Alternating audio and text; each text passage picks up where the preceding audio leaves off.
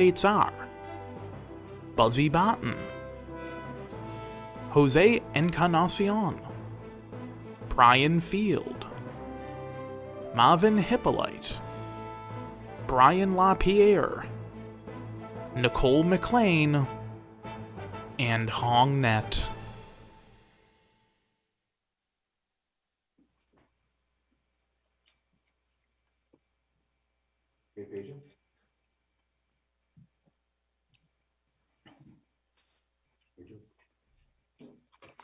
And what is going on, ladies and gentlemen? Welcome to another Candidates Night.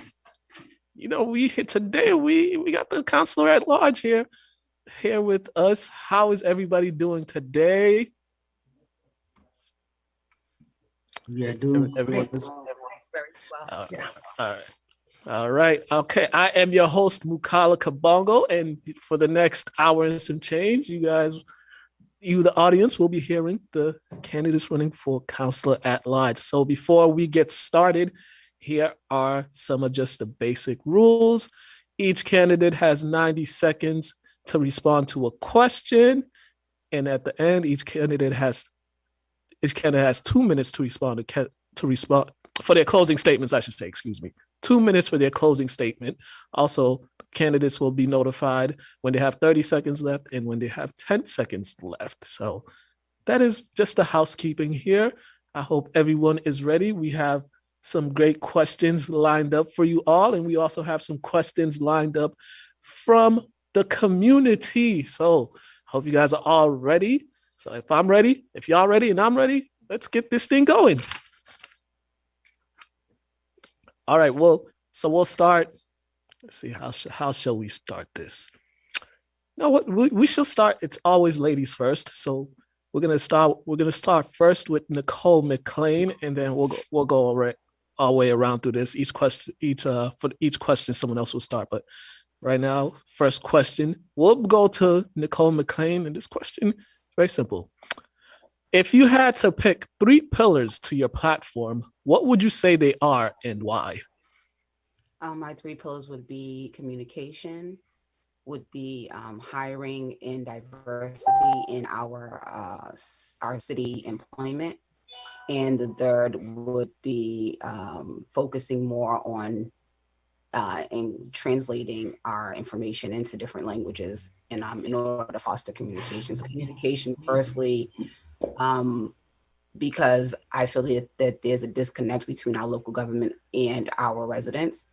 When you look at the website, it's very hard to use. It's not user friendly. I would use that as the beginning steps to better communicate with our residents and get the resources that Lynn is already providing its residents out there into, the wider community, so people could know what's going on in our city.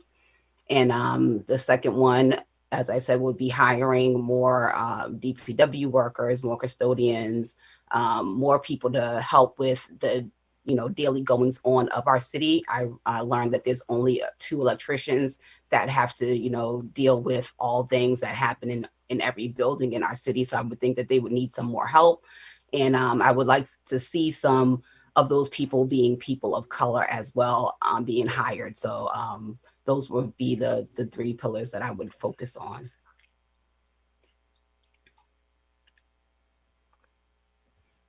Thank you, Nicole, for that. Sorry, I did not mute my mic, so sorry about that if there was any background noise. But we will go next to Brian Lapierre. Thank you, McCollar, and good evening to the Lynn Community Television audience. Same question, I presume. The 3 pillars of my campaign have been really listening, learning, and then leading. As a generality, I like to do a lot of listening to hear what's going on throughout our city. And I like to, learn from folks. They are our best teachers. I was in education for an awful long time. One of the pillars is our public education, our schools, making sure that we're integrating what's happening on the city side with the school department and making sure there's natural connections there. I like to be the voice of public education on the Lynn City Council. I think I bring that unique perspective. over the past 6 years that I've been serving on the council. With education comes, of course, great responsibility with updating the HVAC systems, which we've done. The new windows are about to get done at the Lynn Tech, the Hood School that got revitalized with a new roof and windows. So we're constantly building upon the infrastructure, our existing aging infrastructure, making improvements, making repairs, working with our inspectional services division and our custodial staff to make sure public education shines both in the classroom and outside of the classroom as well on the building and grounds. Second pillar is public safety. There's no substitute for public safety. Residents have to feel safe. They have to feel secure in their homes. They have to feel comfortable in our city. We are about to have a meeting about these mopeds that we're getting several calls on. I know my colleagues and I coming up with solution driven for these mopeds and what we can do to strengthen and ordinances around public safety. Of course, that comes with fire, good updates on technology, fire equipment, apparatus, and of course our Lynn police that need the highest technology as well and resources. And of course, the third pillar is what I pride myself on. That is constituent services and doing constituent job.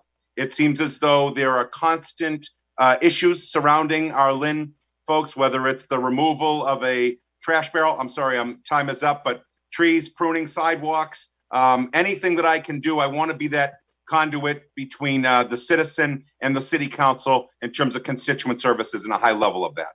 Thank you.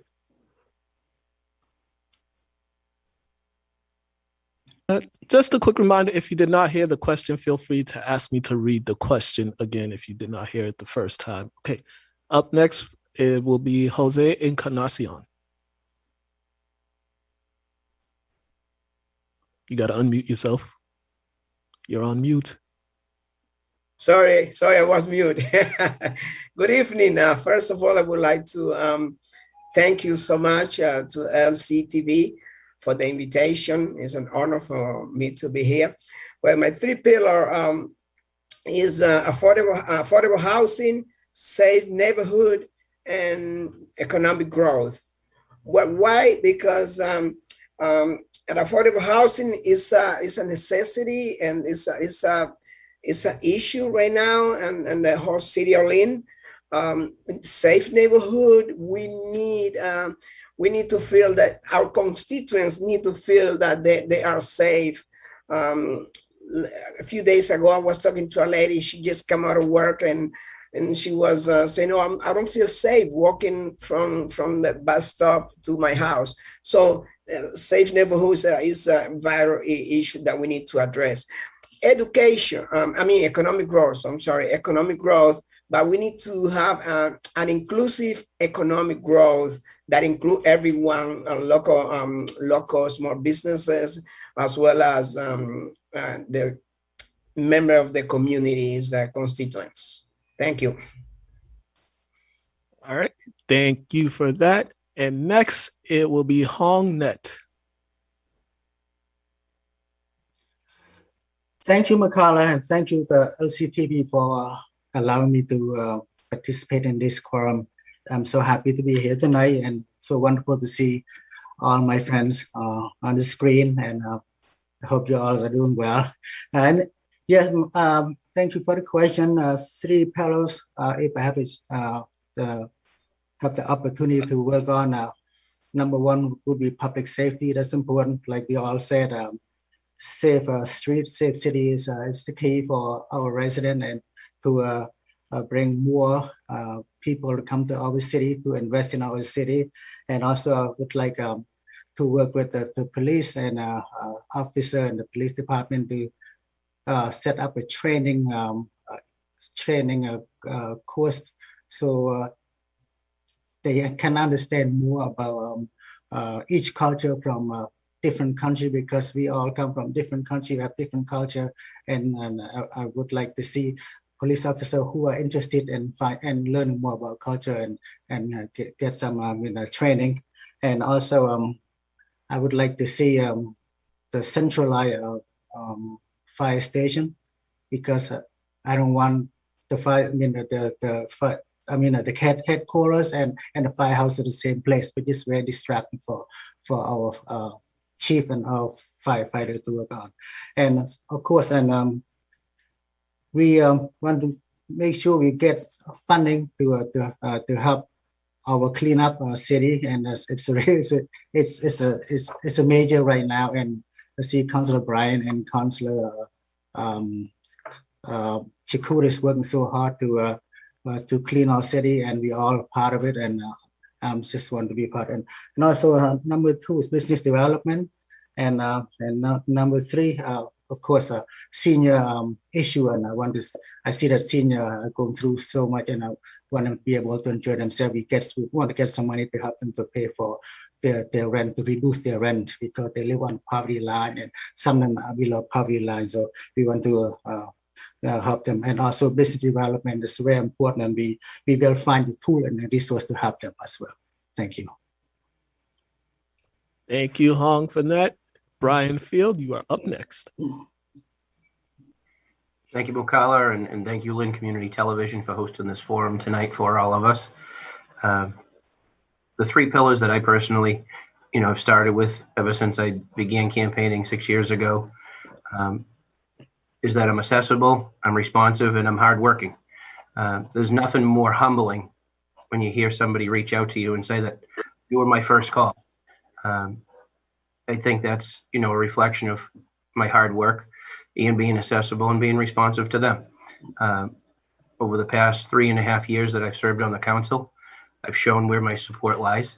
I work well with my colleagues on some of the more severe issues in the city, as far as infrastructure, public safety, inclusiveness. We've hired our first DEI officer that the city needed. That's a responsible decision that we made together. And it takes those decisions to move our city forward. There's things that we need to learn each day, and listening, like Councilor Lapierre said, and learning from one another is how we can effectively serve everyone. That's what we've done. That's what I've done. And I hope to be considered again. And that's why I'm running for a 3rd term. Over the next decade, we have major decisions that need to be made. Infrastructure on schools, on roads, on sidewalks. These affect everybody. Like Councilor Net said, Councilor Shakutis and I have been working as co-chairs on the litter committee over the past 2 years. We've made investments as a city. We've taken the issue head on. It's not an easy issue. We know there's a lot of work to do, but it takes a lot of effort. And those are issues that I'm not going to hide from. Those are issues that affect everyone, and working together and encouraging everyone to work together is what I enjoy doing. And I look forward to doing it. And I ask to be one of your 4 votes for another term. Thank you. Thank you. And next up is Mr. Marvin Hippolyte. Thank you so much for having me. Really appreciate it. My 3 pillars are improving city services, having a voice in City Hall for all, and opportunity for all. So how are we going to improve city services? For me, city councilors in the city should have staff. We're a city of over 100,000 plus. We need to act a city our size. We need diverse staff to reach out to people all year round, to let them know what's going on in their city, to actually help answer phone calls and involve the public in what's going on in their own city. The second thing that we'd like to do is rotating monthly meetings all over the city, right? Everybody in the city should have a voice in City Hall, should have an advocate, and they should be driving the discussion in the future of the city. So we need to have rotating monthly meetings in every part of the city where people can come share their ideas, share their thoughts. And instead of just being one counselor, it would be a team of people ready to take action on whatever the issues may be. And the last thing, the last part of my pillar is that we need opportunity for all. The rent in the city is sky high, and the property taxes in the city are sky high. Young people my age can't find a place to live. We are literally just throwing people out of the city and giving huge tax breaks to developers. That can't be happening anymore. We need to have community benefits agreements to make sure that if we're going to give a tax break or a business is coming into the city, that the people of the city benefit from it. And we need to really think clearly about how we negotiate with businesses, because giving tax breaks away takes money away from education. Giving tax breaks away to developers takes away from more mental health resources. We need to involve the public together. So again, the 3 things: we want to improve city services by getting staff, improve communication by having more rotating monthly meetings all across the city, and making sure that development and business is done with the benefit of the people who live here. Thank you very much. Thank you, Marvin, for that. And our next, Brian Lapierre will lead off with the next question. And this one comes from a community member. There's just a heads up, there was a lot of community questions for you all. So just so far, you all have the most community questions. So this is the first community question, and it comes from Pam Edwards. The question is, for current counselors, what is the one vote you regret making since being on council? For prospective counselors, if you could change one policy in the city, which policy would you change? Well, it's a great question, Pam, and it's something that's pretty current. We as a council adopted last September 26, 2020, during COVID. What we thought we were doing was trying to take care of apartment dwellings and make sure they're up to code and standards, high standards, because we got so much calls around trash and debris and rats and rodents and roaches, and a lot of folks doubling and tripling and quadrupling up in these small studio and one-bedroom apartments that are not legally deemed as such. They don't have closets, for example, but we have a lot of people who are living in this dense city of ours. So we thought that each rental unit could be inspected every 5 years. Well, now that the notices have gone out, I'm getting a plethora of calls about why now.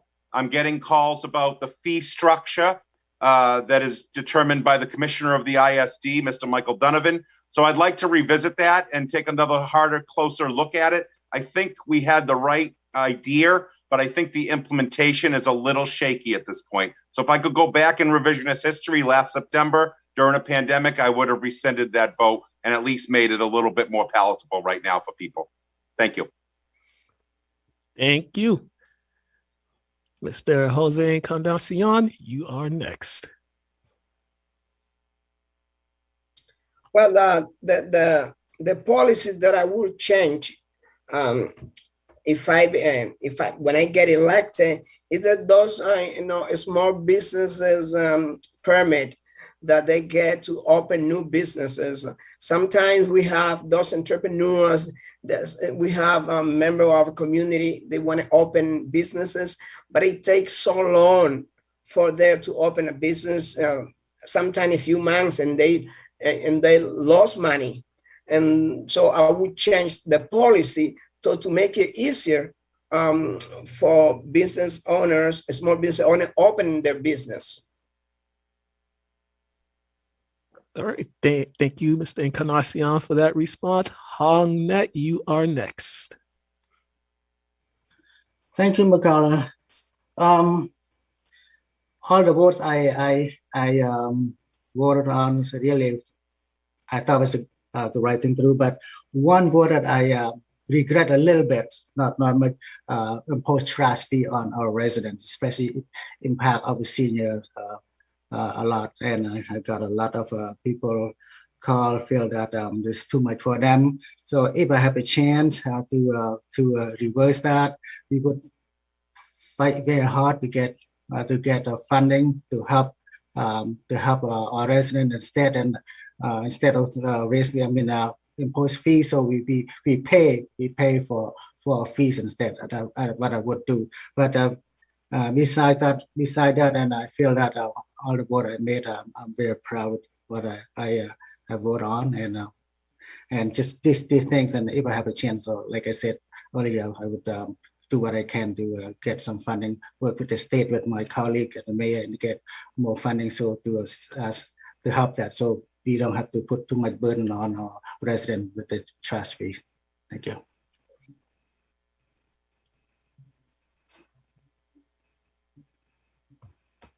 Unmute, Brian Field, you are next. Thank you, Mukala. I think I'm going to piggyback on what Councilor Lapierre said. I'm getting a lot of calls as far as what our intent was and what the result seems to be going forward right now with the inspections on the apartments. I know it was with the intent, we're really kind of filling neighborhoods with extra people and automobiles and residents within those cities. they're renting one-bedroom apartments or one-room apartments that are really, two-bedroom apartments or basements, or they're remodeling garages and stuff in R1 and R2 districts and all over the city. So the intent of having these areas inspected to keep people safe, so that, when a firefighter's trying to get into a building and it's a corn maze to them in the dark, those are real safety issues that our intent for that vote was good. But right now, trying to execute what the intent was seems to be more of a challenge. So that's something that certainly needs to be revisited over the next couple of months or so. Thank you. Thank you for that response. Marvin, you are next. For me, I would, again, focus on how housing is done in the city, how development is done. I would try to make it more open and give the public more of an opportunity. For example, like the RFP process is not completely easy or easily digestible to the public. I would make it easier for people to actually interject and have Lynn residents have more of a say in where development happens and how it happens. Thank you, Marvin, for that. Nicole, you are next. I was going to say something similar to what Marvin just said about the policy where we are with development in our city. I do feel like it needs to be more transparent. There are a lot of our community members do not know what's going on in our city currently as far as all these developments that are going up. People are wondering why they're happening, when were they going to be informed of them, and things like that. But also I would streamline any type of, permit process in our city, because anytime you need to do something, like I'm the president and founder of the North Shore Juneteenth Association. I've tried to put on a lot of community events, and just doing that in my first couple of years, it was really hard to, navigate that process. I'd be sent to DPW, then I'd be sent to the clerk, then I'd be sent all around looking for what I needed. So I would just definitely also try to streamline any process to get permits in our city as well. Thank you all for those responses. And we are moving on. We're moving along, and we have another community question. This one comes from Sylvia Diana. This one says, Mr. Encarnacion, you'll be the first to respond to this one. The question is, how do you plan to improve obvious ongoing issues such as, paraphrasing the original question a little, crime and litter? So pretty much, how do you plan on improving crime and litter?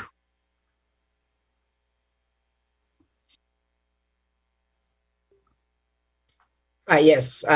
Well, the first of all, thank you for the very important question. I think one way to improve that issue is to have a close collaboration with the constituents and the police, so that way we can have a safety neighborhood.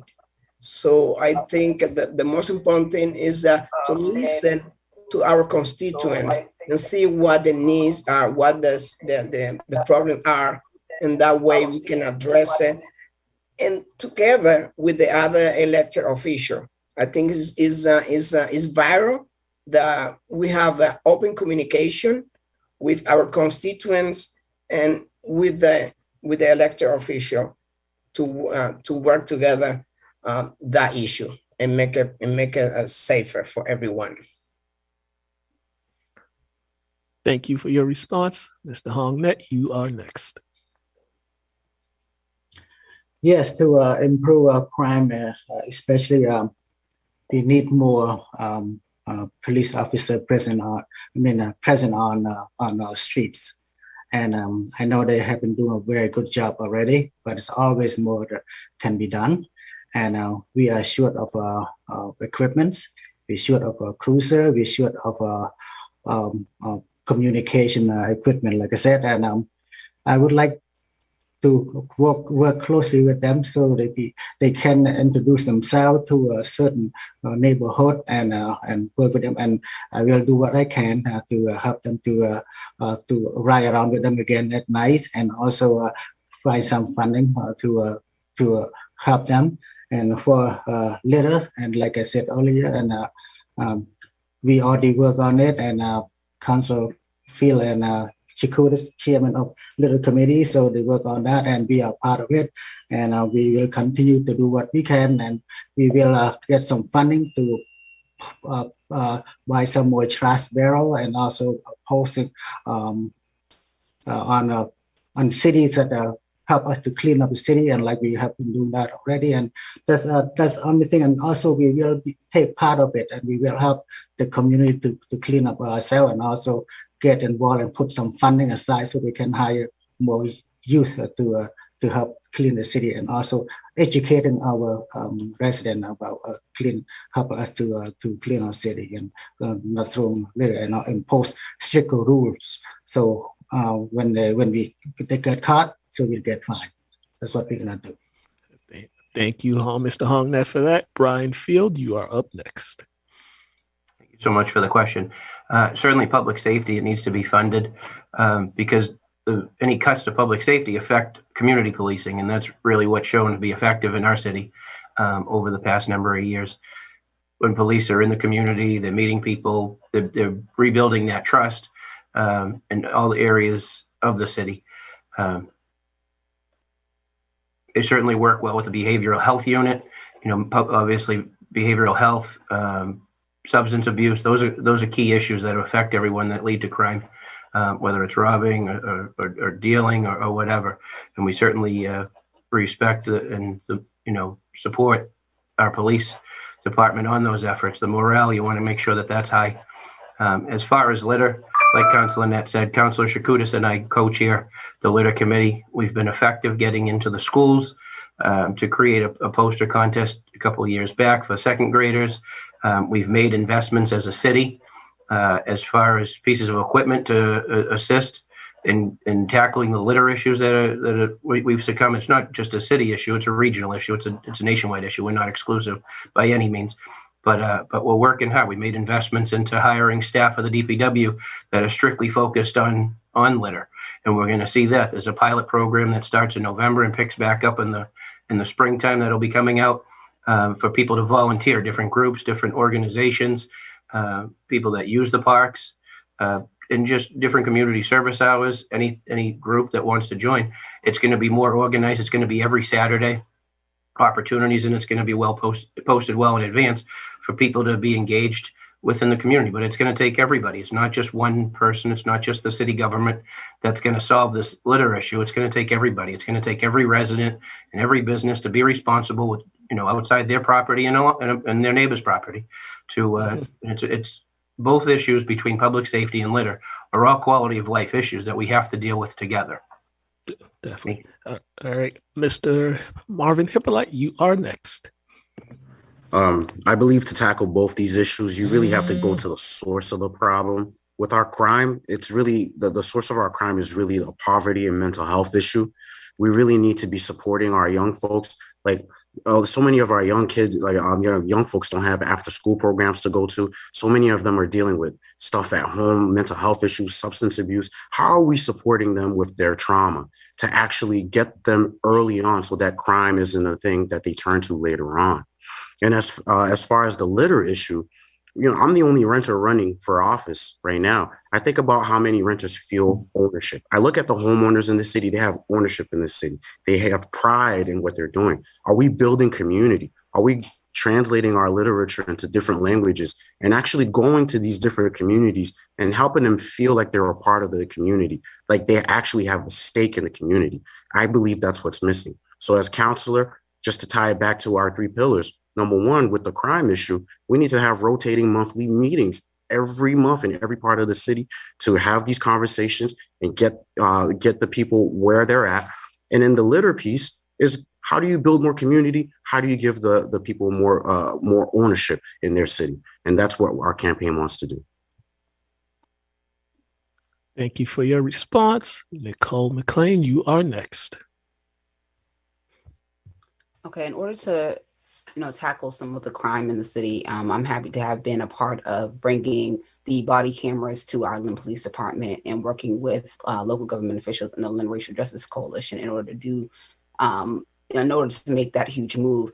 And I think more policies such as that, working with the community and working with local government to figure out how we can better, better implement and support our police officers in what they do, but also, and leaning toward our other, community members that are well versed in de-escalation and in social work, leaning on those resources as well in our city to make sure that people feel safe. I love that we have the police officers on bikes, and I see them all the time riding around, and I feel like that also increases a feeling of safety in our community. And as far as the litter goes, like I said, we need more DPW workers. It's great that Councilor Chakoudas and Councilor Fields are working with the DPW already, but I do feel that we still need more to be done. I've spoken to business owners, and they've been saying that, the trash that is on their street has been there, and some people only come out once a year to clean that trash in front of their businesses and across the street from their businesses in housing sections as well. So I think that increasing the DPW as well is very important. Thank you for your response. And Mr. Brian Lapierre, you are next. Thank you, Makala. We'll split up the question. Obviously, two very important questions. But on police, I think they're doing a tremendous job around the city. I see them, as other candidates and colleagues have said, they are around, they are present, they're in our schools as well. We need to reimagine our police. We've started to do that, what Nicole had said, in terms of body cams and anti-crisis funding for the anti-crisis response team. So our police, they just had an open house, I think, last weekend, which was really successful.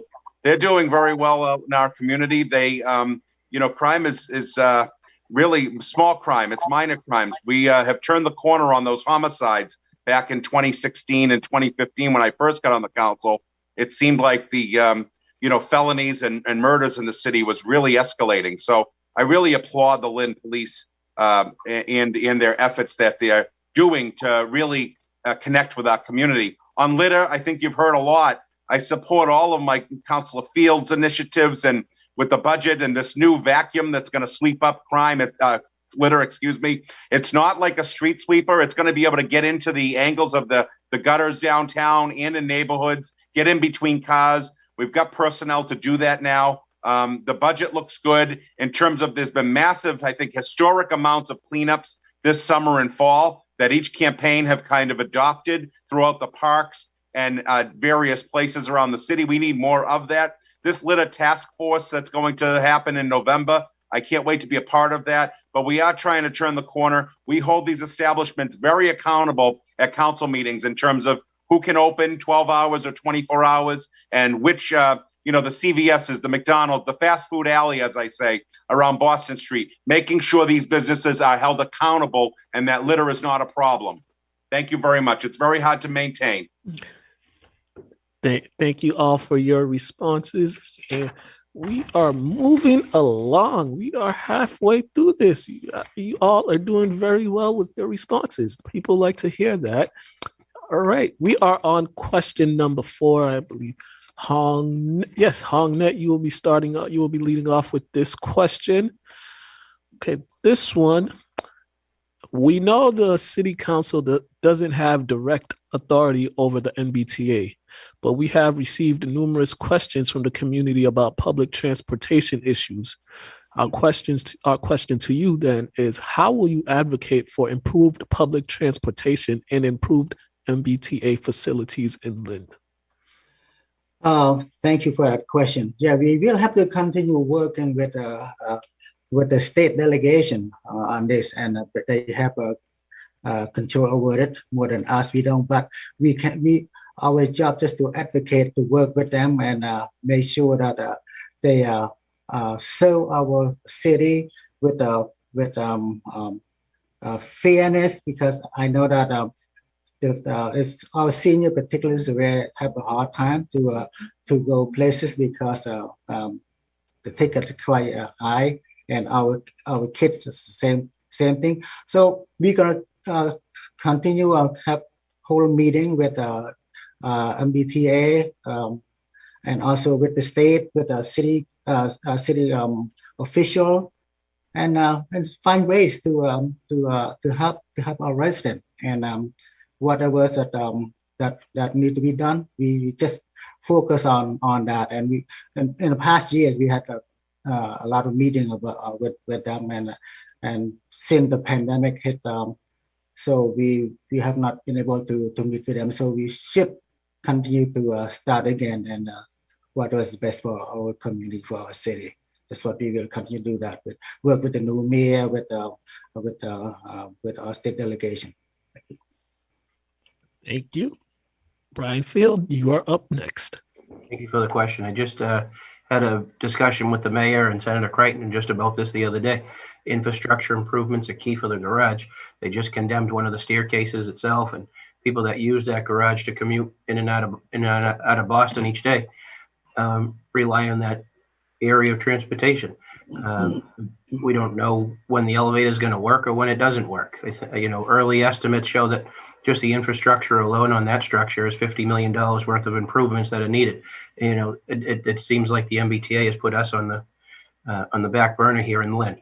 I know a number of my colleagues and I spoke at the MBTA board as far as inequities, as far as costs. We spoke about a year and a half ago there, talking about that it's less expensive for someone from Winchester to travel into Boston than it is from somebody from Lynn. It's half the price to travel to Revere to Boston than it is from Lynn to Boston. So those are inequities. In terms of bus routes around the city, when the MBTA started to eliminate certain bus routes, we had them in, we discussed that. We discussed different challenges of where idling was going to take place along Route 1A on the Lewis Street corridor. Those are all issues that will affect everyone in different parts of the city, and it affects, economic development here in the city as well. So, it's like Councilor Net said, we certainly need to work well with our state delegation, which I do, and be in communication constantly with them and putting pressure on them and supporting them in their efforts, because that's what's going to help solve it. It's not going to be just the city officials that are elected, but we all need to work together as a collective team to get these issues resolved, and certainly necessary funding to make those improvements. Thank you. Thank you. Marvin, you are next. Yeah, so like everybody said, it really is on the state, so I would work with them on that. But I believe councilors should take more of an advocacy role by actually going to the State House, advocating for these bills. You see what Michelle Wu is doing in Boston with free tea service. I mean, we can actually do a little bit more than I think we realize. And then also, like, there's talk about improving high-speed rail and things of that nature. Our own congressman is doing that. Our councilors, again, yes, we can work with our state representatives, but it really is incumbent upon us to get the voices of the community, get them to the State House, and push harder on that front. And as your counselor, that's exactly what I would do. Thank you, Marvin, for your response. Nicole Mclean, you are next. To piggyback on Marvin, I've talked to state representatives, I've talked to senators, and they say that it's very rare that you see local officials at the State House advocating. So that's exactly what I would do. I would love to see the Blue Line come to Lynn. I would love to see more frequent bus transportation. Our buses are so infrequent. Like you're standing out there forever waiting for a bus. So you go to Boston to wait for a bus, and it's like, clockwork. They're right behind one another, picking people up and bringing them to where they need to go. So I really would be advocating at the State House and getting people out, because Lynners want the Blue Line and to come to our city. Lynners want reduced fares on our commuter rail. So I think that this is something that we need to work more closely with the state on, and really, the squeaky wheel gets the grease. We need to be out there making sure that we're making our voices heard on that front. Thank you for your response. Brian Lapierre, you are next.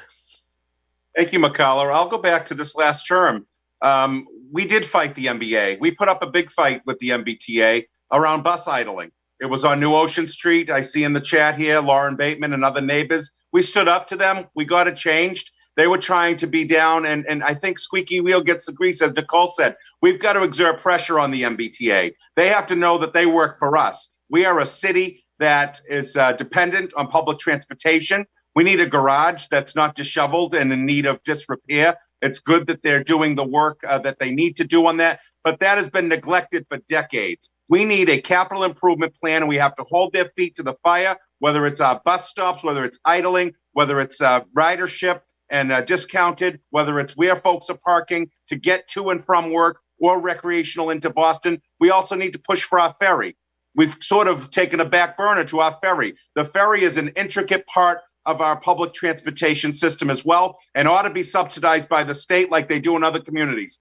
Lynn cannot be second best. We continue to fight, and I am up at the State House on various occasions to do just that, and I work the channels at City Hall, putting pressure where it needs to be on these MBTA folks who don't live in Lynn, by the way. You're talking to them and speaking to them on behalf of Lynn residents, but you're convincing them and persuading them to do the right thing by our residents, and they have all the power and they hold all the cards. But we did win on that idling situation. For now, we're very vigilant, making sure that that is enforced. They wanted to put it in various places. We settled for a compromise, but we cannot sit idle, no pun intended. We must be vigilant with the MBTA and other state agencies like that.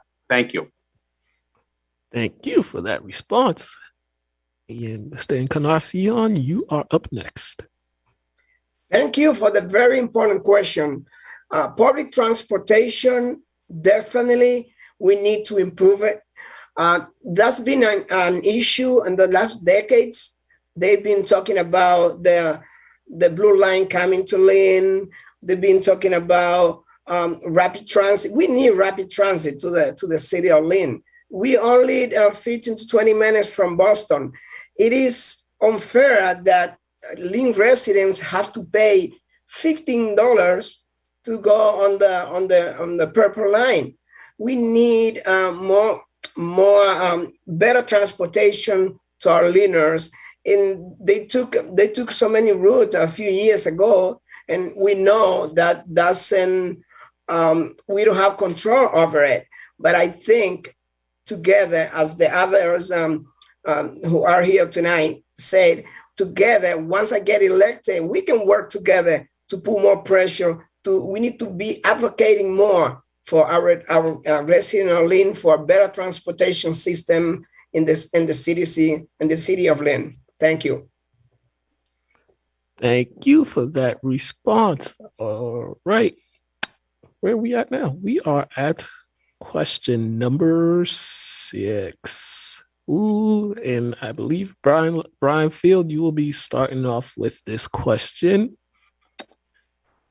How would you work with residents? Nope, my mistake. We're on question number 5. So clearly, I can't count, but we're on question number 5, and this is a community question. This comes from Andrea Gale Bennett. What is more important, acting in response to the will of the people or acting in the way city officials believe is the best course of action? How do you plan to involve residents in the decision-making process in our city? Sure, I thank you for the question. I think we're elected by the people. That's the answer right there. I mean, we're here to serve, and that's what I've shown. That's what my colleagues in the council have shown, that we're here to listen and serve you. That's why we got here. It's not, I don't think it's ever been, well, I've served, that it's, we know best, better than you. It's never been that way for me. And like I said during one of my interviews, that, I always vote from the heart. Faith has always been an important part of my life from a young age with my parents and my grandparents. I was fortunate enough to live in a 2-parent household. I know so many families here in Lynn don't. They struggle with different, just those types of issues. We represent everybody, and we have to represent everybody with compassion. And those issues that we have to vote on, you have to understand the effects of both voting yes or voting no. and how it's going to affect not just my family, but everyone's family within the city. Yeah, you need to be compassionate to serve everybody's needs. There is a lot of need within our city. We saw that during the pandemic as far as food insecurities, health insecurities, and we need to recover well from that moving forward. And that's what we're going to see. And that's where our leadership needs to be strong over the next decade or so to continue that growth and make investments of areas that we see where these inequities are, so that we're meeting the most need within the city. It's not just, to serve ourselves. Absolutely not. It's to serve everybody, and everybody's important. And that's the way I voted, and that's the way I'm going to continue to vote. All right. No question. Response. All right, Mr. Marvin Hippolyte, you are next. Yeah, I believe acting in the will of the people is the most important thing. And one thing I just like to kind of bring to our attention, a lot of our folks don't vote. 80% of the city doesn't vote in local elections. So you may think, well, people aren't voting, so their voices aren't being heard. Their will isn't being heard. Majority of the people in the city do not want to be pushed out of the city. They want safe streets. They want affordable housing. They want to be able to continue living where they're at. And how we're going to do that, again, bringing it back to that pillar. We are a city of 100,000 plus people. Our city councilors need staff, diverse staff, to reach out to the people all year round to let them know what's going on. And we need rotating monthly meetings so that we hear directly from the people about their struggles, because people are struggling in this city. People are depressed. People are scared. And we need to take that seriously. So even if I do not win, please, guys, I'm talking to all of you. Please, for the love of God, we need staff, please. Nicole, you are up next. I absolutely believe that we are here to speak for our residents. It's about the will of the people, definitely. And for me, I would just definitely try to reach out to our local community organizations, because I feel like they are the feet on the ground. We have so many nonprofits, unions, and organizations in our city that serve our residents daily, every single day. They know what goes on. There's so many of them that if we tap into these local organizations and start building a relationship with these local organizations, we'll be able to make better informed decisions. If we revamp our website and make it a resource where decisions are being posted and people can see them and go there and know what's going on in these city council meetings. What is the meeting about? What are you going to be discussing? I mean, we have these resources. Technology is amazing. If we use it properly, we can reach a lot of our residents who aren't voting, probably because they don't even know that this is an election year.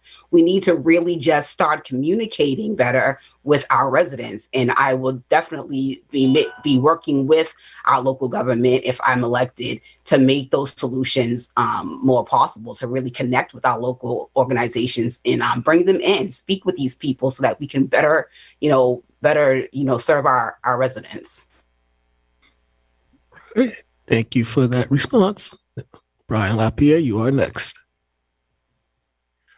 Thank you, Makala. Well, I think a lot of us get into this because we have a deep appreciation for public service. I think it's built on the three pillars again: listening, leading, and learning.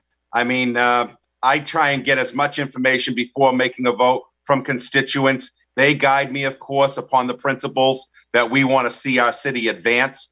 Some of the things I do, of course, is through social media. I'm very active and accessible: email, text, phone calls, even knocking on doors. I've heard from many of issues, and I've changed my mind on the council floor. I've been on the reverse side of a 10-1 vote that's gone through, and I don't mind, because I'm an independent voice. I do what I think is best for our residents. I do what I think is best for our city as a whole. And I'm really proud of for example, on Monroe Street, when the Caldwell project was going, I opposed that TIF, and I did not give any tax break on that back in 2017. I said, I want data, I want evidence. I like the project, I like the tax revenue, but I don't think we have to give a TIF in order to get what we need there on that lot. So that's one example of going against the grain. I don't take my responsibilities lightly. I know this is public life and it's very demanding, and the folks, the residents of Lynn deserve nothing less but an accessible counselor who returns their calls, who guides their navigation of the system, pointing them in the direction of city services, how they're able to leverage access at City Hall and be their voice as well. So I'm really proud of that record, and I will always listen to my constituents. They guide me. Thank you. Thank you. Mr. Encarnacion, you are next. Well, thank you for that question. First of all, we work for the voters. We work for the people. So we need to listen to them. I agree with Marvin. We need to have continuously, we need to have meetings throughout the city. And one of my proposals when I talk to voters, when I talk to constituents, is that I'm gonna ask to the council so we can have meeting throughout the whole city. At least, if not every month, at least every 2 months. But we need to get in touch with the constituents because we need to listen to them.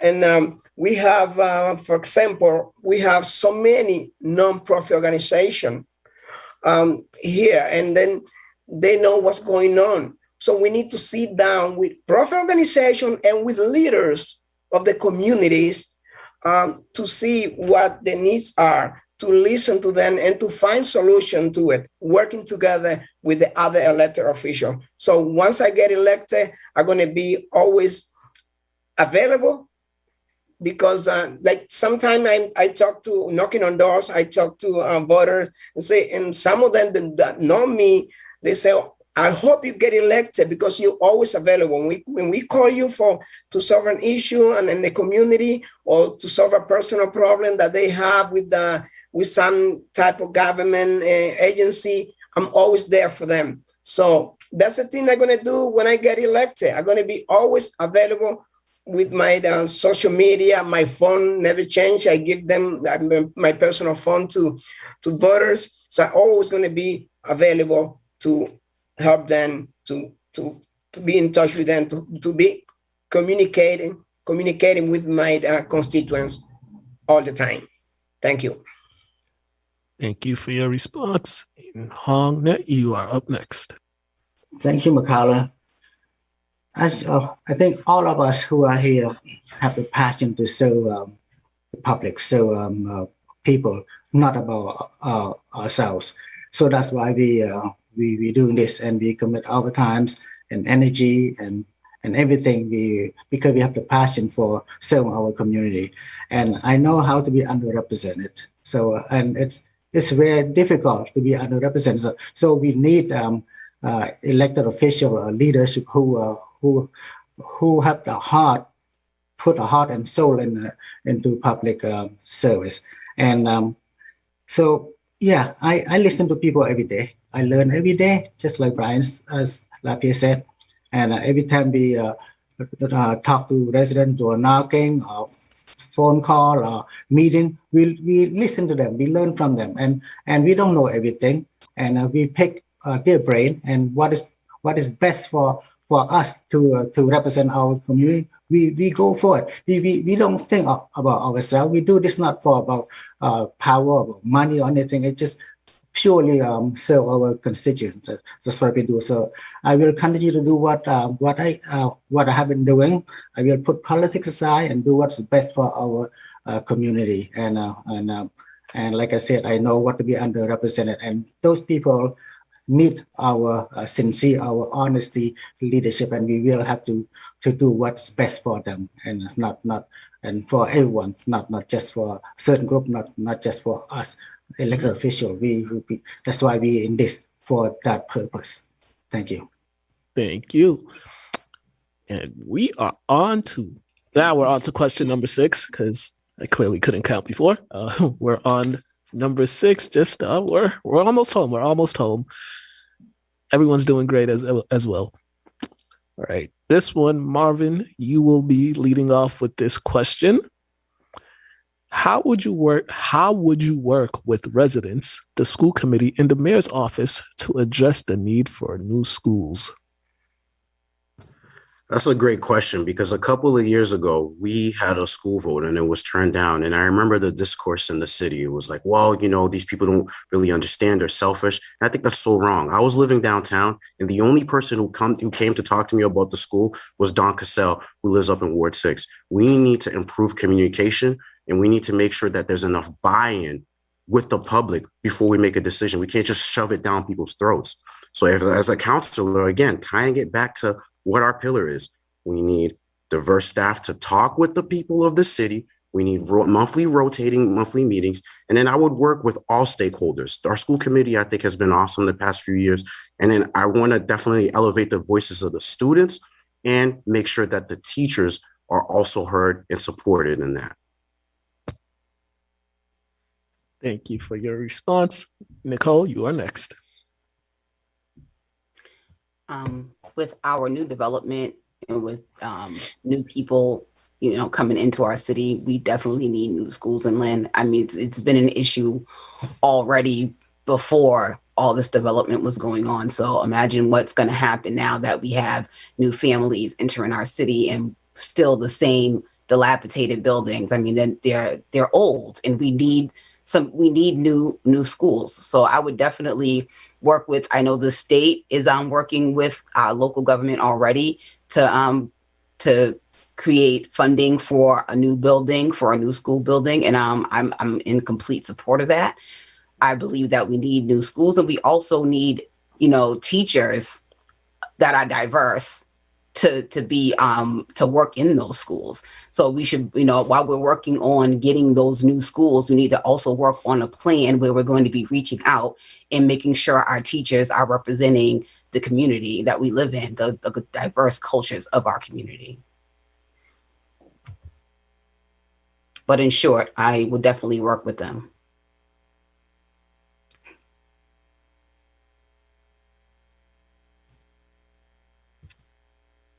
I was on mute. Brian Lapierre, you are next. Thank you, Makala. This is a huge, a passionate issue for me, being an educator. And we did in 2017, March 21st was a day that we took a huge step backward in this city, in my opinion. Losing the school vote with 80% state reimbursement to build not one, but two new schools was a black eye on our city. We need to do everything possible to build that new middle school for Pickering and in additional schools that are going to need it because they're aging and the current building and grounds, they just cannot sustain. We have 100-year-old buildings, older than 100-year buildings. You look at Avon and Tracy and Pickering and so many others, Brickett. So there's just a lot to be done and limited resources. We understand that. I support Senator Crichton's state legislation that gives gateway cities more monies to build schools at a faster pace.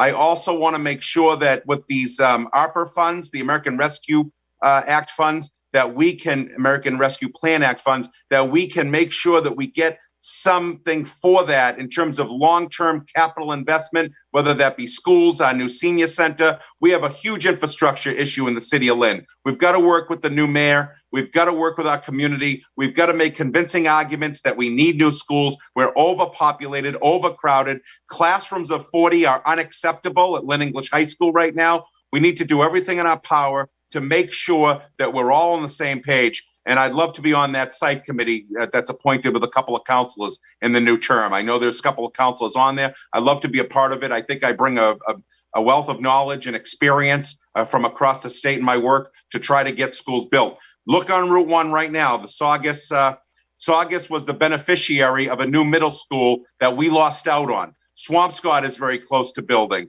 They're building new schools all around us, and we are going to be in the back burner and in the back burner of the MSBA in terms of getting in that pipeline. I'm proud to support the feasibility study. It's an expensive study. It went from $750,000 to $1.5 million in this year's budget. We're doing it because we need a commitment to build new schools tomorrow, and we need to do that today. Thank you so much. Thank you. Mr. Encarnacion, you are next.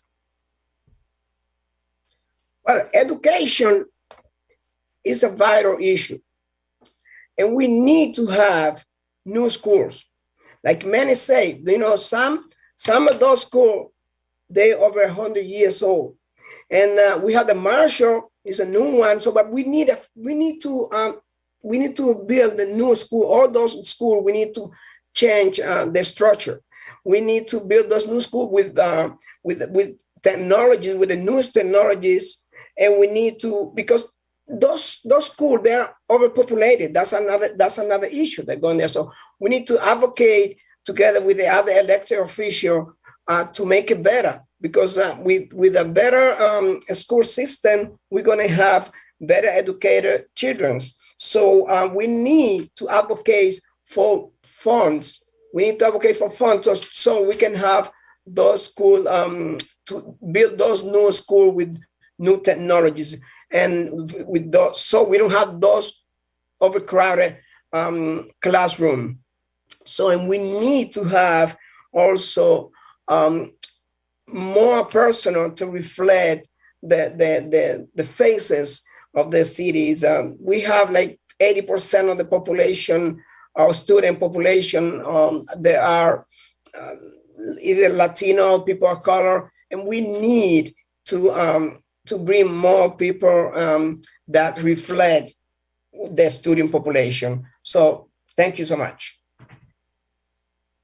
Thank you for that response. Mr. Hongmet, you are up next. Thank you. Yeah, it's a must for new schools. We all agree that our schools way too old, and in winters our students have some of them have to bring blankets to the classroom. That's not good. And this is America, and it hurts every time when we appropriate. My committee appropriates money to fix school windows, roof. It hurts because that money is pretty much go out the window, and it get nothing in return. So I know that like Brian Lapierre said, we missed the opportunity.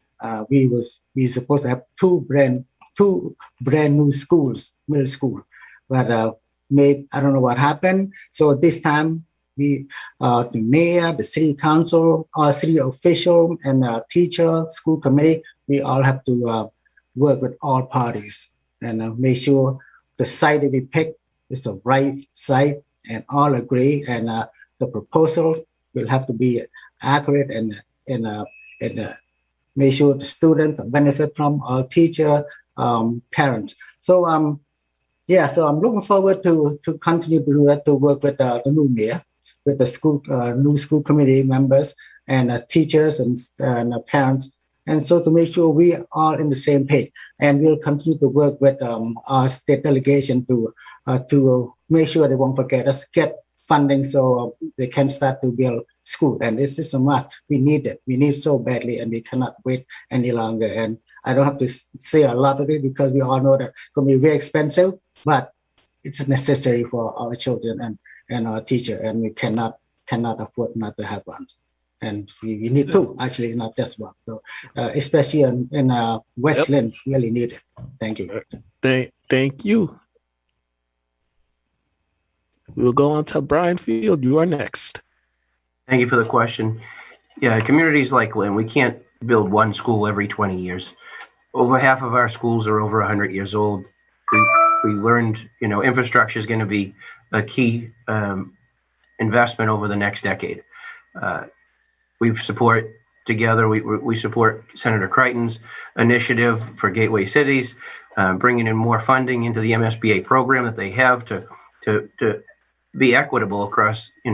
We look at towns like Saugus, we look at towns like Swampscott, we look at towns like Peabody, where one school is sufficient. Here in the city, it's not sufficient. As far as a diverse population, as far as educators and administration, it was a joy to meet with Frangie Cruz, the new principal over at Ingalls, at her meet and greet. We're making progress together on these issues. We certainly, need to make that investment. We have money coming in from the federal government. We've certainly seen what those inequities were during the pandemic as far as air quality in almost every school. And those improvements are being made now, and they're going to continue to be made over the next decade to serve our students. Our students are our future. They're going to be our future leaders. They're going to be our future healthcare servers. Every industry is affected by the education that these kids are receiving. Overcrowded classrooms shouldn't be. Teachers are overworked. They're underpaid. And it's up to us as a community to make those serious investments into the infrastructure of the building to better serve our teachers, to better serve our students, because that's what our future is relied upon. So that's where I stand, and is to work together to create all this is what we need to build as a community. We saw what happened 2.5 years ago with the vote, and we need to move forward from that and learn from it. And now that we're financially stable to move forward, I think we're going to see a lot of progress over the next decade. Thank you. Thank you for that. All right, we're almost there. We are back to you, Nicole. You will lead off with question number 7. For both incumbents and new candidates, what city council subcommittee interests you most and why? I'm very interested in the Veterans Committee because I am a veteran. So I'm really interested in knowing what services are being provided, how that information is getting out to veterans, what we're doing for our veterans. I know I was a recipient of the Chapter 15 benefit when I first got home from Iraq, and that really did help me a lot, but I really don't know anything else other than that, so I would like to really get into what the city is providing for veterans and, put on some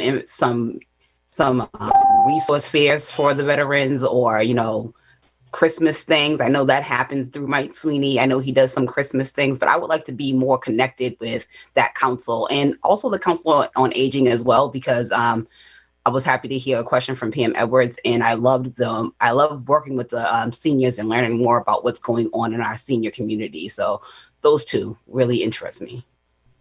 All right. Thank you for that. Brian Lapierre, you are next. Thank you, Mukala. I guess I would build on the committees that I currently chair. I'm a chair of a number of committees that do meet. What comes to mind, a lot of them are seasonal. For example, the Budget Committee, that's an active committee come spring, going into the summer months where we have to pass the mayor's budget before a hard deadline of July 1. So there's always pre-meetings there. We meet with the department heads. We meet with the community. We have public hearings on the budget. That's an important a subcommittee of the City Council. I also chair the Personnel Subcommittee, and we've been taking a more direct response around hires in the city. I'm proud that City Hall is reflective or more reflective than it was just 2 years ago, increasing its percentage of folks of color, people of color, from 11%, just 11%. We're now up to 24% in and around City Hall proper. We can do better, but that is a doubling in the past 2 years with Drew Russo, who's been our personnel director. Hires like Faustina Cuevas, Chris Gomez, Norris Guscott. I could go on and on. We are now changing the dynamic of who resides and who works on behalf of folks at City Hall. And another one is the Public Property Committee that's chaired by Councilor Staubin, but we've made some great strides in terms of the RFP for the senior center that's out, the new senior center, which hopefully will cut a ribbon this spring.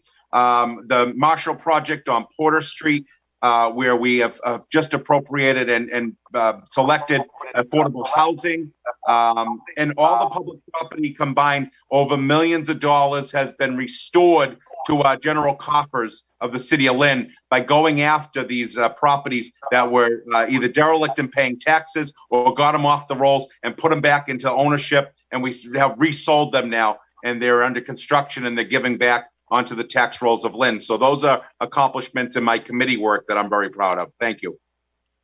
Thank you. Mr. Encarnacion, you are next. Thank you for the question, Mr. Mclean. I think one of the committees that I would be most interested is the Public Safety Committee. We need, because we need a safe city. We need a safe street. I encounter so many residents in the city of Lynn that they don't feel safe. So I would like to be working on that in that committee. Also in the Affordable Housing Committee, because that's a vital issue that's going on right now. and I see a lot of people when I knock on doors, they complaining of the housing situation, how hard it's for them to pay the rent, how hard for them to get an apartment on the public subsidy, because they have to wait for months to get an apartment. And that working on that committee will help me also advocate more to have a senior center, which is in much need in the city of Lynn for our seniors. Thank you. Thank you. Mr. Hongnet, you are next. Thank you. I'm very fortunate and honored to be able to get appointed to serve as a chair of a Ways and Means subcommittee. That's probably one of the most important subcommittees, and I would love to continue to sit on that committee, because we have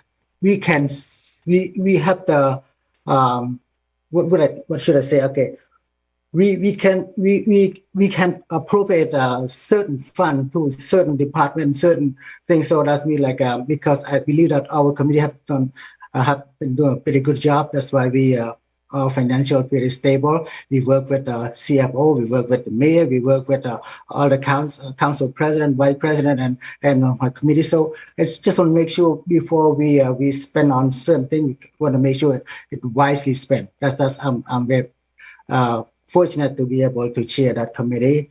And also the second one, when I'm interested in sit on public property, because when I was chairing public property, I was able to work with the Market Basket and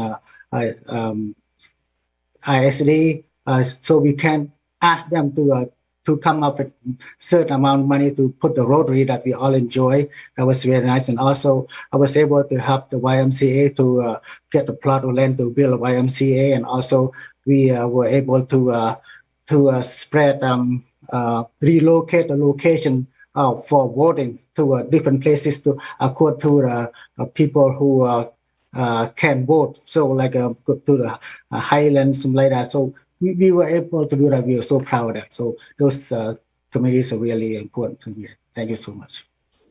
Thank you for your response. Brian Field, you are up next. Thank you for the question. Some of the committees that I sit on public safety. I know that's an important issue within the city. We're always reaching out to the chief of police, the chief of the fire department, even the DPW is involved when it comes to storms. But we have a good collaboration on that committee to reach out to them anytime there's an issue within the city, so that it can be addressed. Body cameras, when we talked about that was through public safety. I also sit on public property. Like Councilor Lapierre and Councilor Net said, public property is a key component in the city as far as moving forward with different projects, as far as affordable senior housing, reinvestments, redevelopment of the Union Hospital site, of the old former Marshall Middle School on Porter Street. Those are some examples of what we've done. But there's a number of dilapidated houses that are unsafe and unsightly for the community, and those have caused problems. We've held people accountable. As far as putting liens on their house to make it, have them act in a responsible way, to pay their taxes that are back, to clean up their properties so that, they're respectful of the neighborhood and the residents that live next door, that create health issues. And last but not least, I co-chair with Councilor Shakutis, the litter committee. That's a committee that we created within the past few years at our request because of the issues serious issues that affect everyone in the city. Those are some of the key issues that, people are pointing out each and every day on social media to us directly. And we need to step up as a city to improve, to make those improvements. We've made investments, like I said, into equipment. We've made investments into personnel. We'll see those, those successes over the next couple of years or so. But it's those steps that we've taken, and I pride myself on tackling those difficult issues. Thank you. Thank you for your response. Mr. Marvin Hippolyte, you are up next.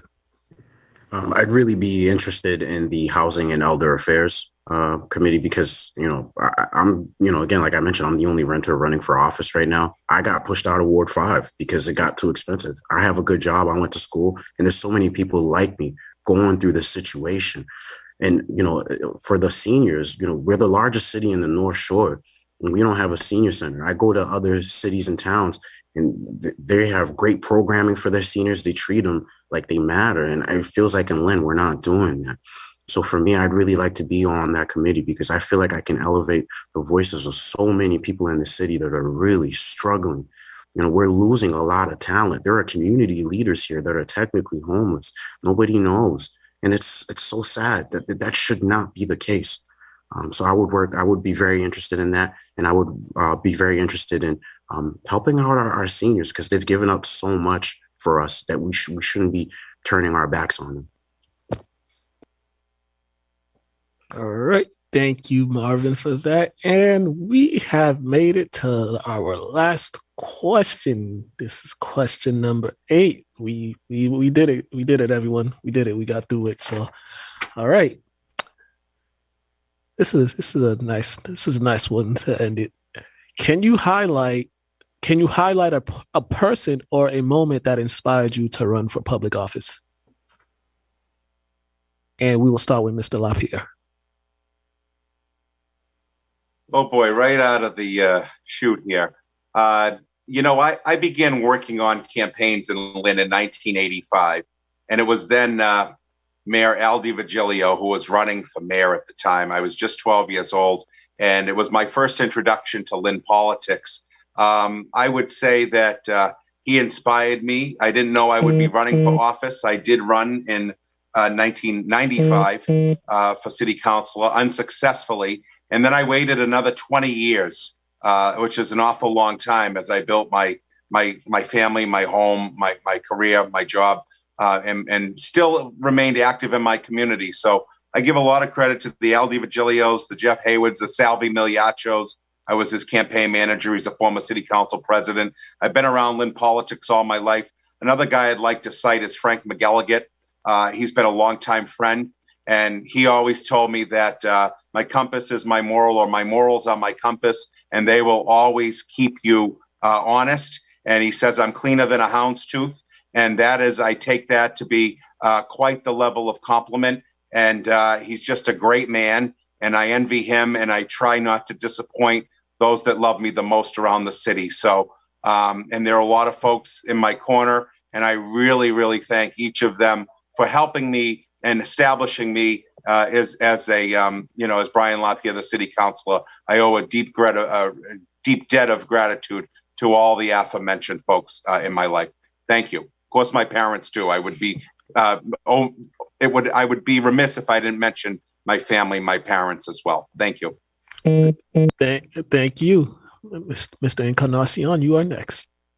Well, that's a very interesting question. I wouldn't say one person, but persons, because I've been living in Lynn for more than 3 decades, and I've been serving my brothers and sisters, my community constituents, and the thing that I see over there, when they see me, they tell me, you should run because we need people like you. We need people like who have a passion for serving.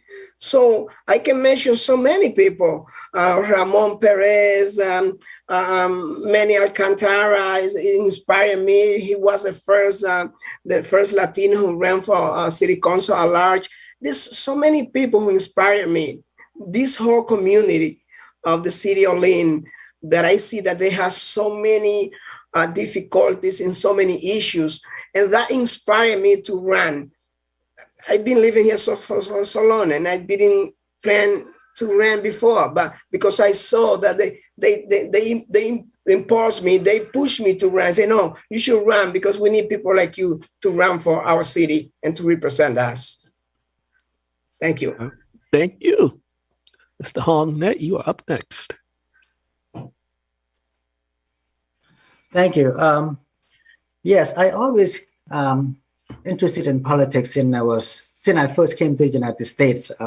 My God, many years ago, and I always help other people to get elected, and we form a committee to find someone who can represent our community, and somehow no one step up. They point to me, and so they asked me to run multiple times.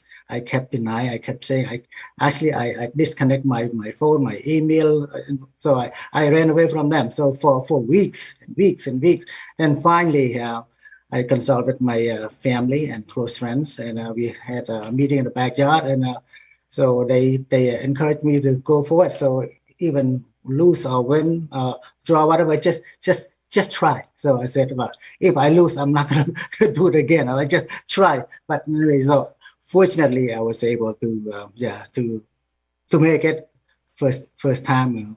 I'm so honored to be part of a decision maker, and to this day, and this is the best thing in my life, that I made decision to run for an office, because I have the opportunity to help our resident directly. So instead of go around the bush, so directly help them, and I'm so proud of that, and I will continue to do just like that.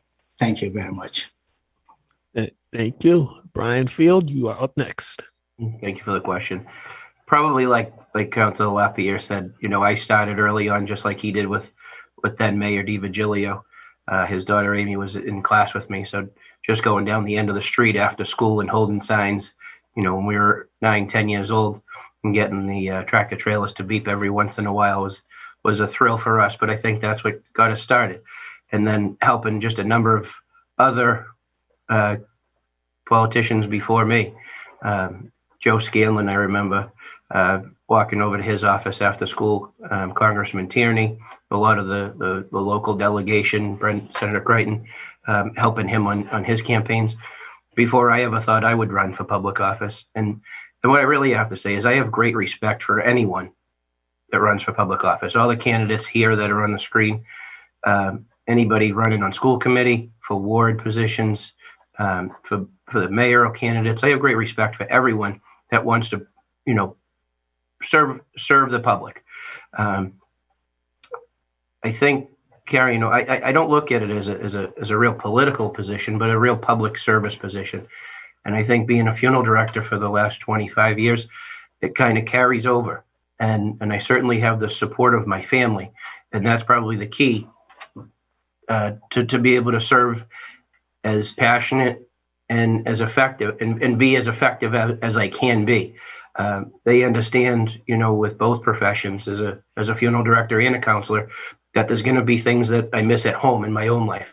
Certainly just looking around the screen here with all the candidates that are on the Zoom with us tonight, we've all been campaigning hard over the last number of months, and we've missed out on important family events or just even relaxing at home, just selling ourselves.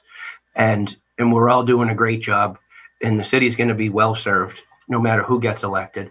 I've enjoyed serving the public for the last 3.5 years, and I have the support of my family to run for re-election this year, and it'll be up to the voters to let me know if I'm doing a good job or not come November 2nd. And that's why I respectfully ask, for one of your 4 votes to continue serving and doing what I've done and what my family supports for me to do. So thank you. Thank you. And we'll go to Marvin. For me, it wasn't really people, but it was kind of a moment. I had come back from school 6 years ago from UMass Dartmouth, and I came back to a city where I saw my mom struggling with the increased price of rent. I saw my sister struggling with a lot of health issues, and the bills were piling up. Some folks that I went to school with actually OD'd. It was just like crazy to me. There was a shootout right on Washington Street. And at that time, I just wanted to know how I could help my family, because I didn't have a job. I was just new, and I just wanted to get some help. And I reached out to my counselor. And again, I'm not trying to point fingers, because it's not your fault. This is a big city. I can't expect you to answer every call, but this is why I say we need staff. It was that moment that really woke me up. Who's fighting for us 56% of the city rents. 62% of the city's low income. There's 65 different languages spoken in the city. Who's fighting for the majority? That's what woke me up, because I'm scared that my loved ones are going to be pushed out of the city and they're going to have nowhere else to go. And it's already happening. So it was really a moment for me. It was that moment of that helplessness of like, damn, who really cares about us? And that's what caused me to run. And that's what is causing me to continue fighting, because I don't want to see my loved ones, my friends, my community be displaced without us having a chance. All right. Thank you, Marvin, for that. We won't hold it against you that you went to UMass Dartmouth. We'll go to Nicole next. I was born and raised in Lynn, and I've always seen the disparities in the city. I've always seen the fact that there are two separate Lyns. You know, there's one that is, you know, upper middle class, and then there's the poorer sections of the city that don't really get serviced. And I've always seen that. But really what made me say, you know, I'm going to run for office was 2020, you know, seeing the racial unrest, being a part of this whole, the COVID pandemic, all of that is what really made me say, you know, we need representation, and not just for our lower class in, you know, poor sections of our city, but for our, you know, the whole city, really. You know, I feel like I said, communication is lacking between residents, local government. I feel like, you know, people are just, they don't know what's happening in our city, and things are happening and everyone's blinded by it when no one knows what's going on. And we need to do a better job of informing our community of what's available to them as far as resources, what decisions are being made, you know, where our city's going, what the future of our city is. We need to just do a better job of that. And I feel like I'm the person that would, you know, really help to implement some solutions so that we can reach out to our community better, you know, along with all, obviously I can't do it alone. It would be with everyone on the local government, but, you know, just these newer ideas and newer, you know, outlook on what we can do going forward is what is really needed. And that 2020 really showed me, you know, speaking with our local government officials and seeing that we just need new, fresh ideas, somebody that looks at things in a different light. And that's really what made me want to run for office. All right. Thank you all for those responses. And we have come to the end of this forum, and we will go to closing statements from each of the candidates. Remember, everyone has exactly 2 minutes for their closing statements. And we will just start from the top. From the top down, we'll start with Hong Net first. Thank you, Makala and the LCTV for hosting this forum. I am honored to join all these wonderful candidates tonight. Again, my name is Hong Net. I also would like to take this opportunity to thank everyone for voting for me on Tuesday, September 14. For the past years, I had a great honor to serve our city and work alongside with all of you to make our city safe and prosperous for everyone. Tonight, I have together we have accomplished a lot, and I will continue to do what I can. And we have accomplished such as like Human Rights Commission, new YMCA, new Marshall Mill School, and business development, so much more. During COVID-19, along with some of my colleagues, and we provide an update every day to our residents about what's going on in our city and about how to stay safe, and we have to get resources, we have to get help. We have done that many, many months, and with Brian Lapierre and many other city councilors. And also on top of that, I have worked with our other community to obtain about $300,000 to provide to about 500 families with basic needs. And this year, I am running because I believe that our city needs more, even though we have done a good job already, but it's always more that need to be done. And if re-elected, besides public safety, economic development, education, I will focus on helping senior and veteran who live under poverty line, and then to get help with their rental, reduce their rental, and also hire work with city to hire more diverse population who qualify for a city. And I know we have a lot already, but it's always more need to get to hire. So I really respectfully ask for your vote on November 2nd, and I will continue to listen to everyone and learn from them. And again, I respectfully ask for your vote. Thank you so much, and have a wonderful night. Thank you. Mr. Brian Field, you are next. Thank you. For the last 3.5 years, I've had the distinct honor of serving as one of your 11 councilors on the city council.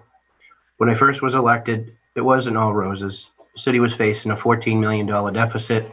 There were some tough decisions that we had to make collectively. We had to work with the state. We had to work well with the mayor's office, our state delegation. We had to make some tough choices that neither myself or anyone really expected us to ever have to make.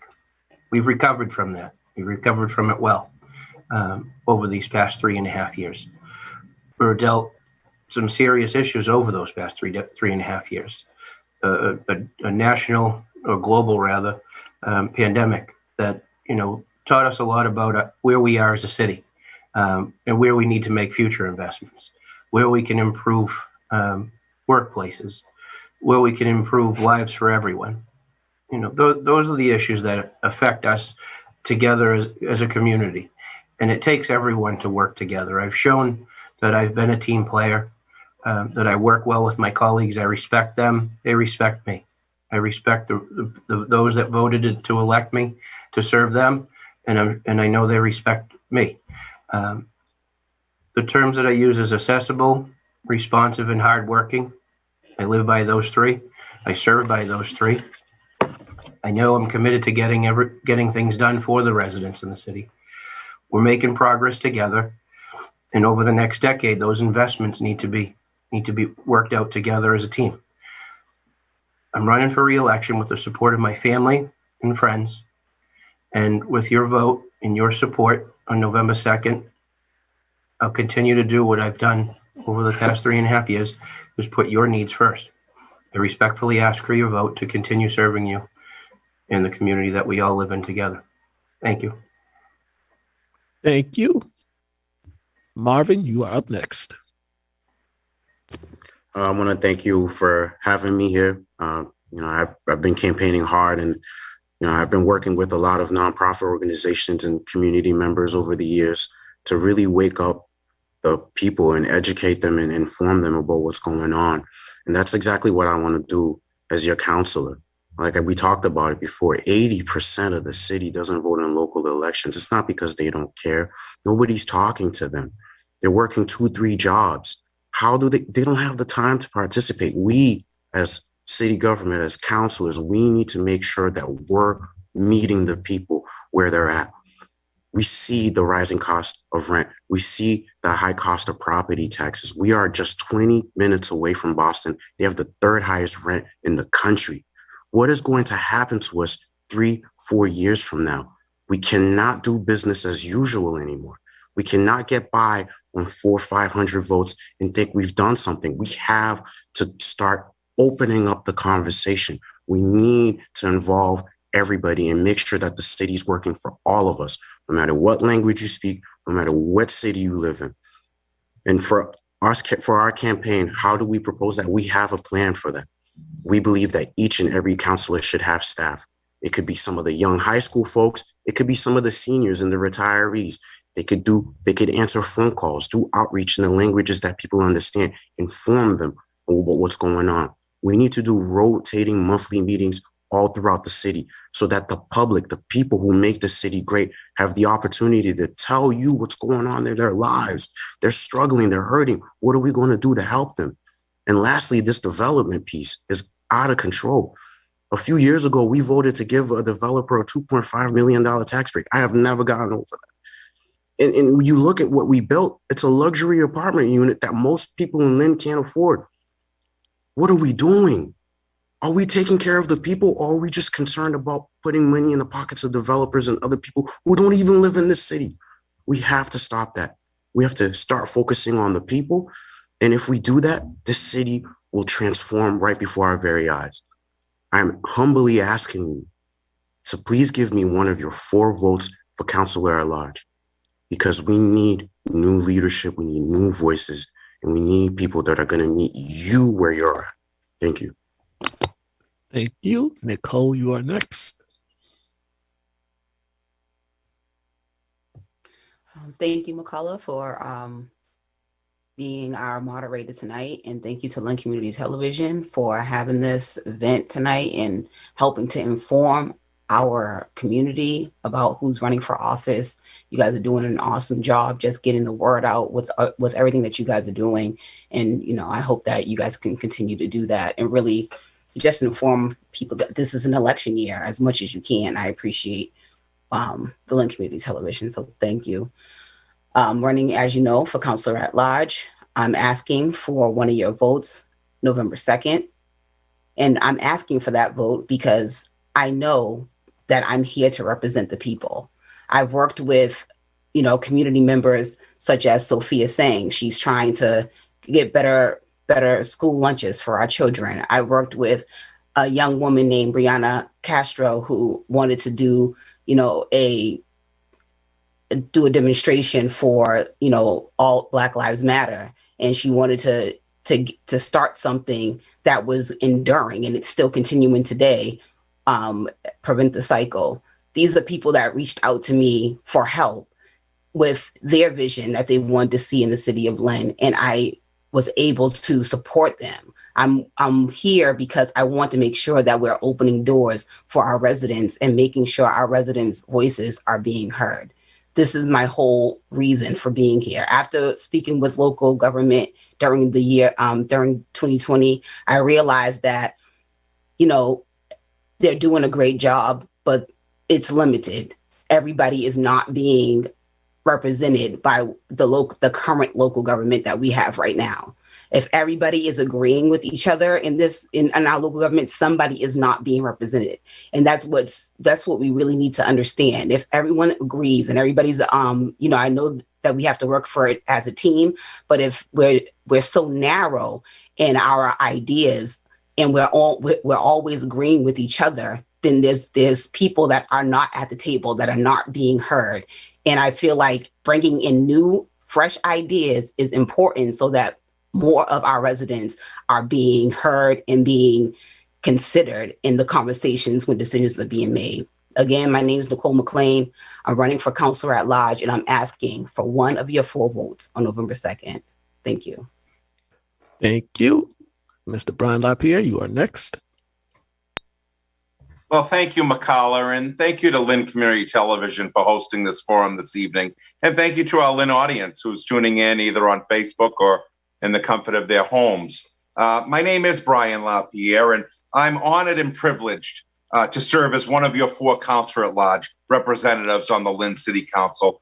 Lynn means everything to me. I've spent my life working to make it a better place. I was born and raised here in Lynn. I'm son of my mom, who's a retired hood school secretary, and my dad, a Vietnam veteran, both of whom have also spent their entire lives in Lynn. I spent years teaching in our Lynn public schools, both at Marshall Middle School and Lynn English High School, where I met my wife, Kelly, who's a fellow teacher at Pickering Middle School, and also the daughter of 2 more longtime Lynners. We have 2 terrific sons who proudly attend the Lynn public schools.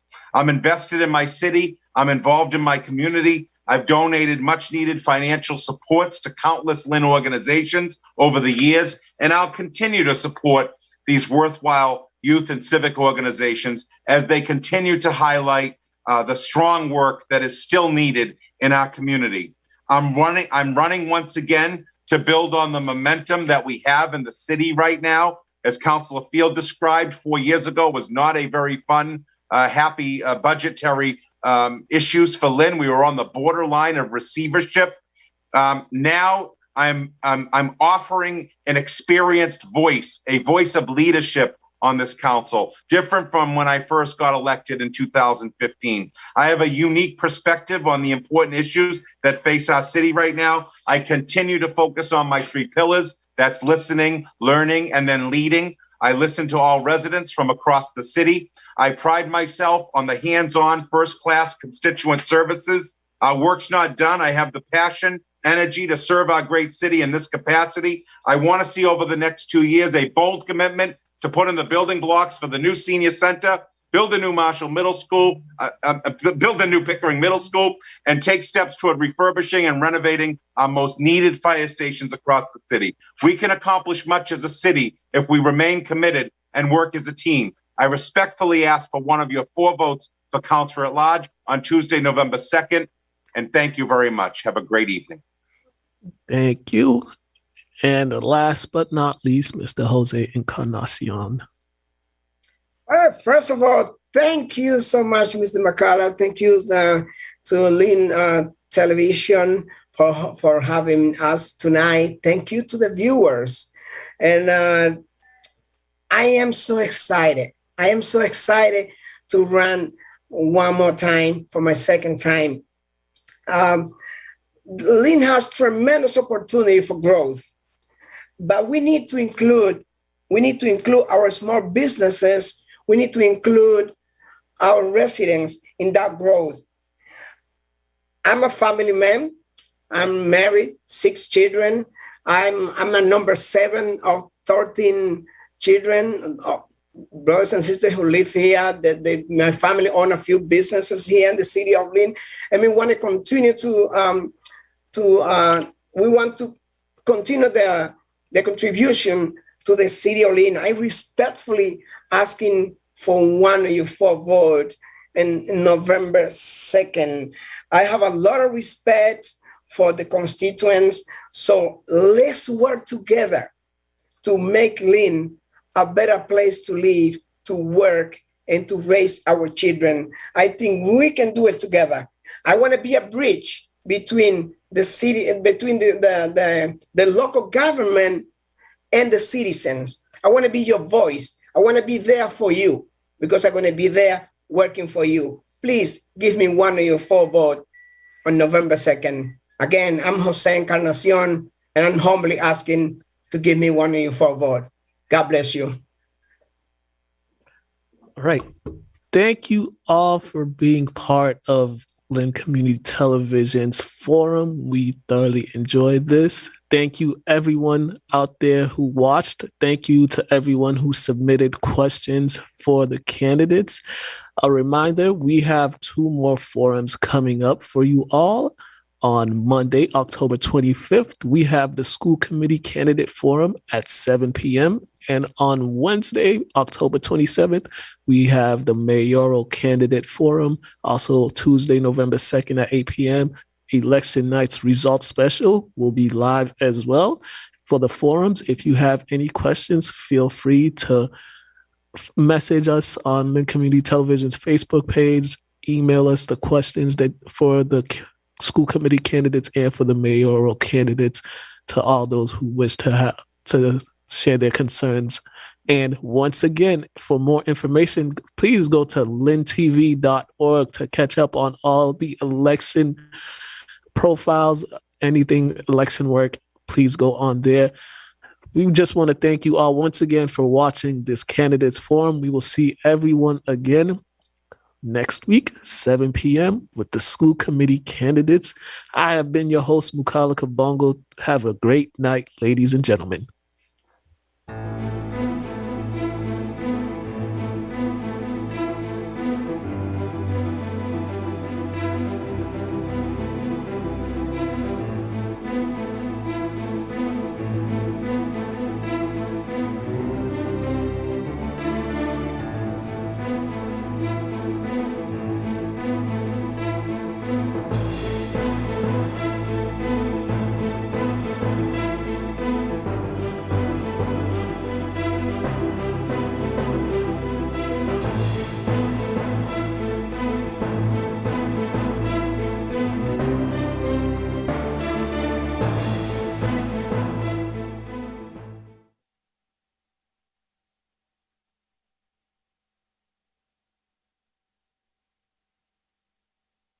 sooner rather than later, so we can finally get some moving done on a new senior center for our seniors in Lynn. So I appreciate you crafting that, Attorney Lamanna, and hopefully we can get it out.